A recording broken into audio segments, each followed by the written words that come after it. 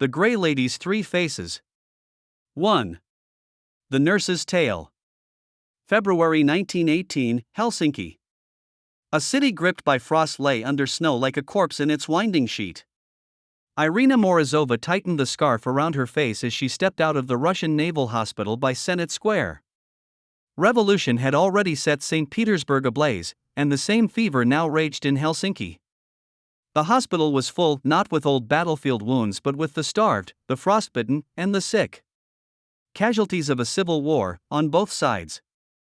It made no difference to Irina which side her patients had fought for. She was a Russian Finn, born in Viipuri, trained in St. Petersburg. Her loyalty belonged to the oath of medicine. Spokojnej noci, sestra, a clumsy soldier greeted as she passed the guard post. Hyvä Yoda, Irina answered in Finnish. She spoke 3 languages fluently: Finnish, Russian, and Swedish, which made her invaluable. Few patients knew any foreign tongue. The snowy steps at the corner of the square were slick. Irina held the rail and moved carefully. Alexander's statue rose out of the snowy dark like a ghost. Tonight everything felt very far away, as if her life belonged to someone else. The day had been harder than usual. Too many patients, most of them young, far too young to die. A scream from the left wing had sent the staff running. An amputee from the Red Guard had torn off his bandages and bled out before anyone reached him. Another man, a cigarette smoldering under his thigh, had set his bedding on fire. By luck the building hadn't gone up with it. Worst of all had come in the morning, a delirious patient with the name Ronkainen on his dressings. He had been unconscious 3 days when they brought him in. His fever climbed, and at the doctor's request Irina placed ice packs on his brow, neck, and groin. "Is his pulse improving?" the doctor panted as he rushed in. "No," Irina said after checking. "On the contrary, very weak. His temperature is 41. "Not good," the doctor sighed. "Put him on the beer. We're taking him to the morgue." "But he's still alive," Irina protested. "Weak, far too weak, but alive." "Not for long." "And we're out of beds," the doctor said, and moved on to the next patient. A hard weight settled in Irina's chest. She disliked this. But she obeyed. With 2 orderlies she lifted the big man onto the narrow cart. He was heavy, they all had to stop to catch breath. The morgue was in the cellar. Irina was left alone there a moment when the orderlies went for the next body. She stroked the man's sweating brow and was about to close his eyes. They opened. They were clear, fully lucid. He looked straight into her face. "Help," he whispered. Irina froze. She glanced around. 12 other bodies lay in the room. All waiting to be claimed. Cold, white, silent. "You're in the morgue," she whispered, though he likely didn't understand. "Help me," he whispered again, stronger now. "I don't want to die." Irina lifted a hand to her mouth. She ought to run for the doctor, but something in his gaze told her there was no time. She should do something. She was a nurse, her task was to help. But in the chaos, narrowed by fear and exhaustion, Irina fled. She closed the door behind her and ran up the stairs, gasping. No one in sight.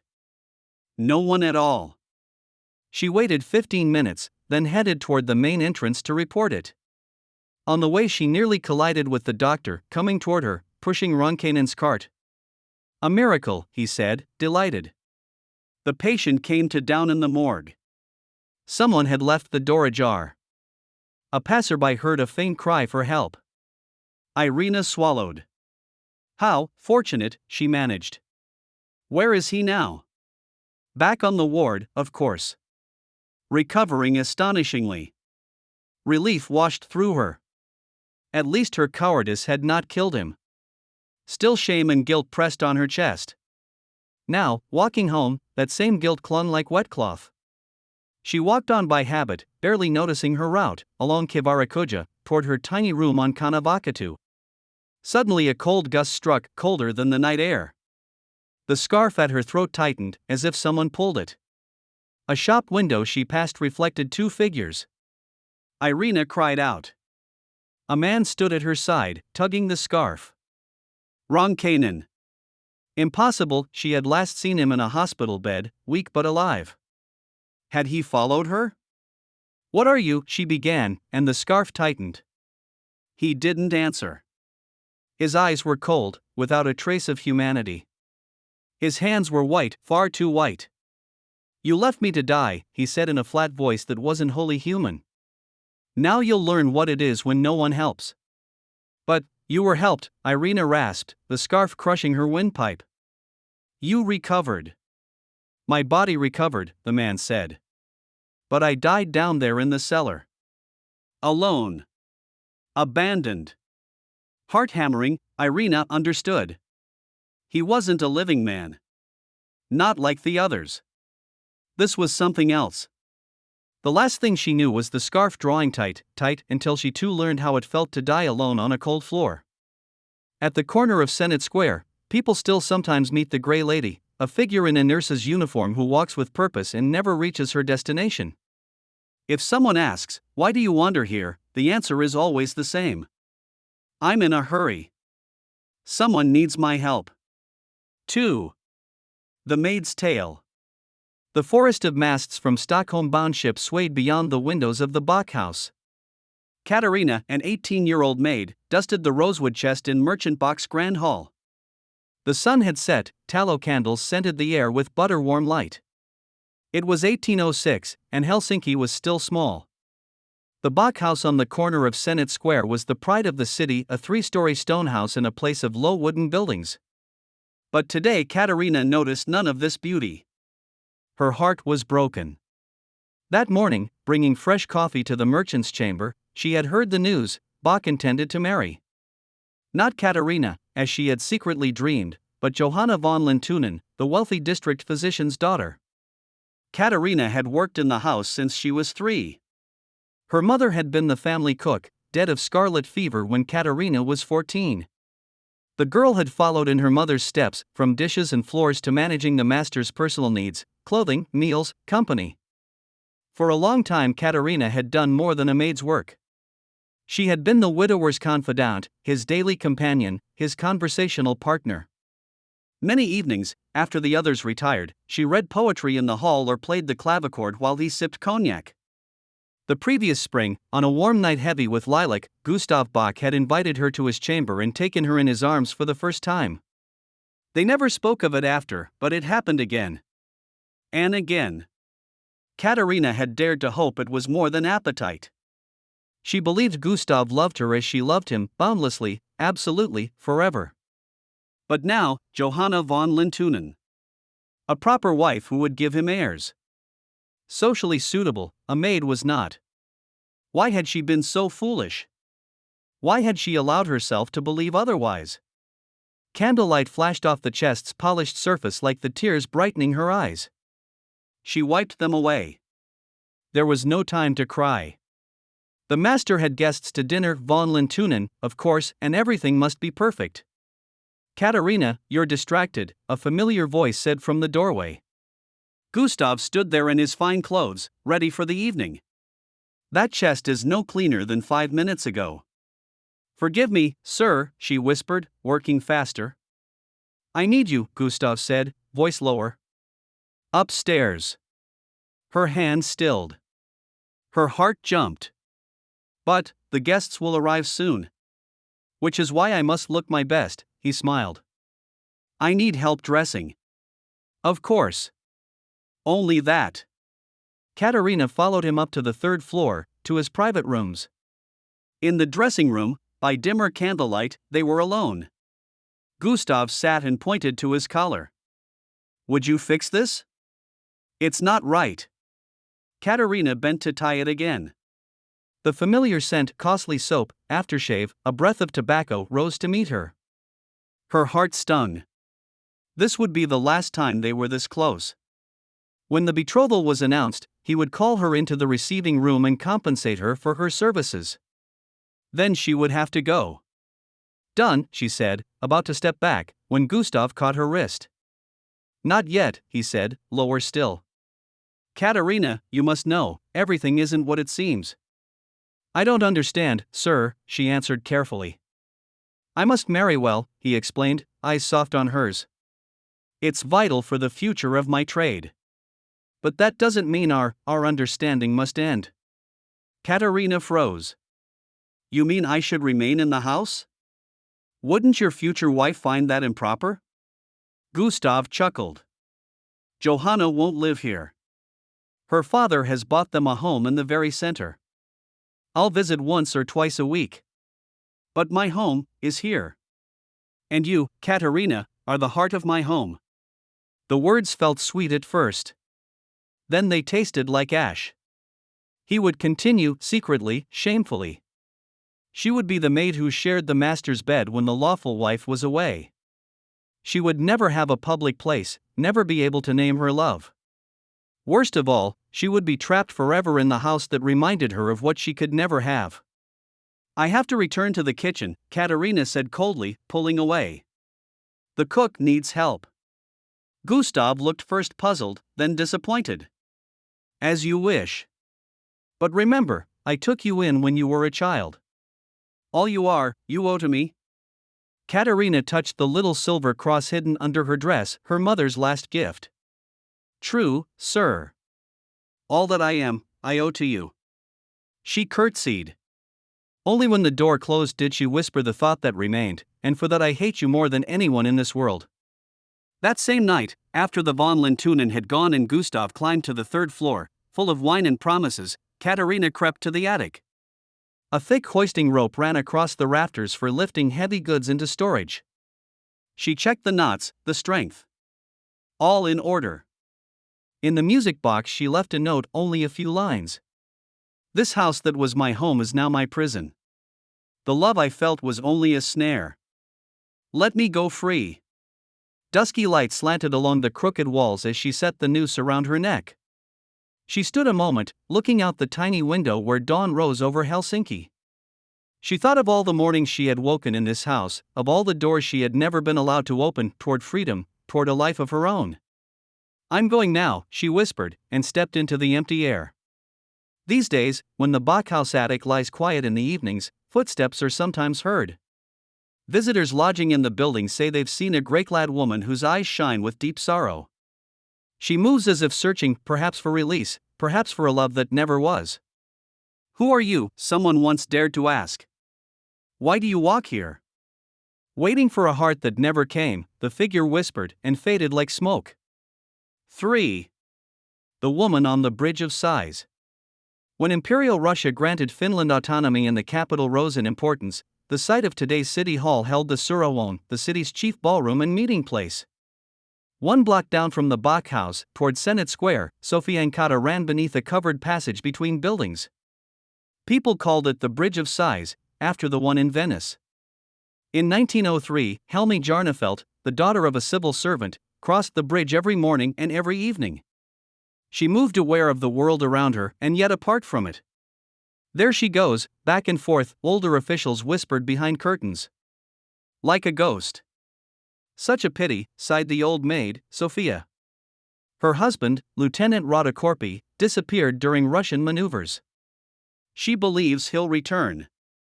Comes to the bridge to wait. They first met here 10 years ago. Yes, Sophia breathed. A sad business. He was declared dead last year. But Mrs. Radakorpi, well, Miss Jarnefelt again, as before, won't believe it. Helmi, 32, theatrically beautiful but gray before her time, heard the whispers.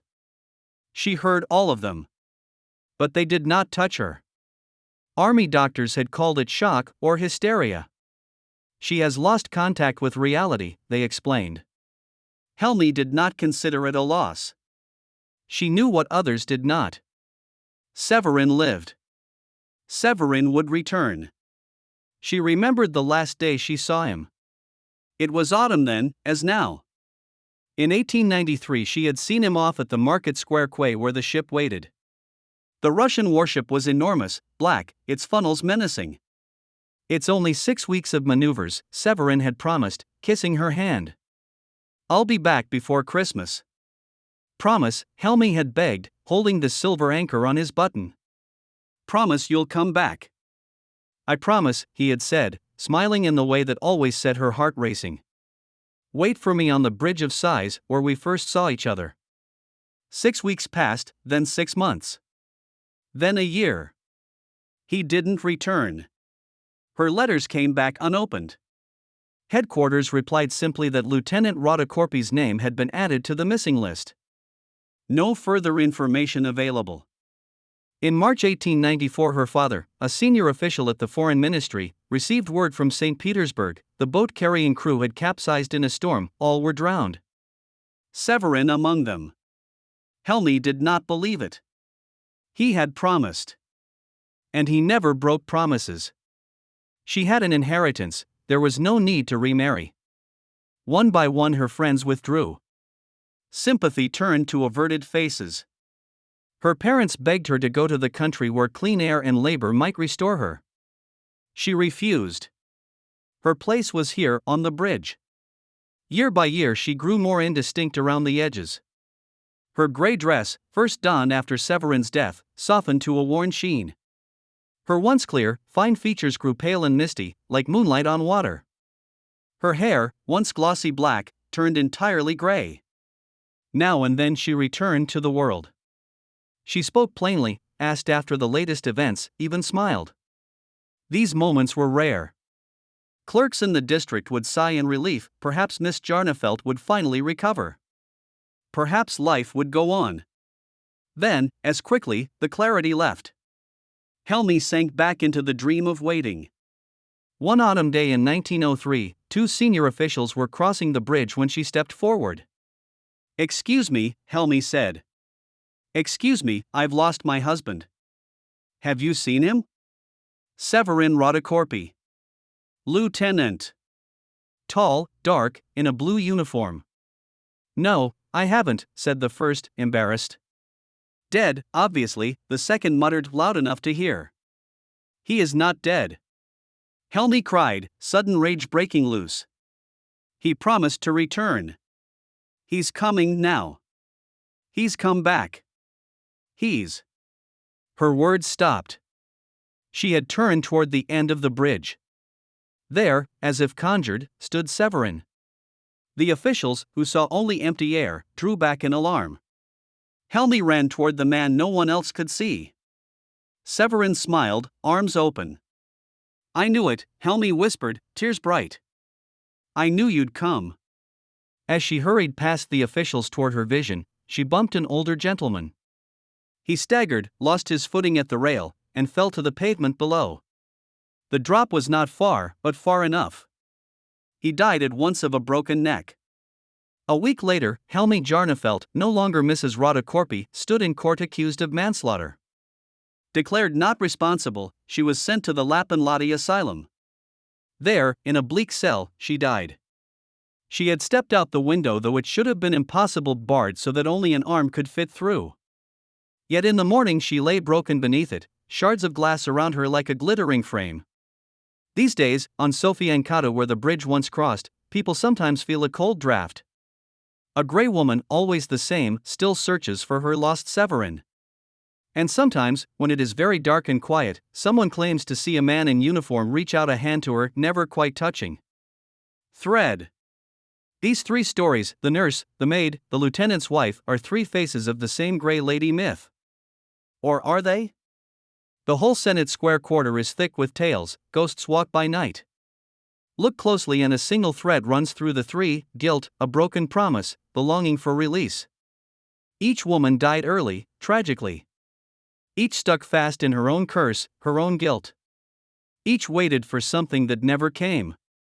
Perhaps that is the archetypal fate of the North, to wait, light, warmth, love, without end. To be walled in like stone buildings in winter, trapped in our own memories.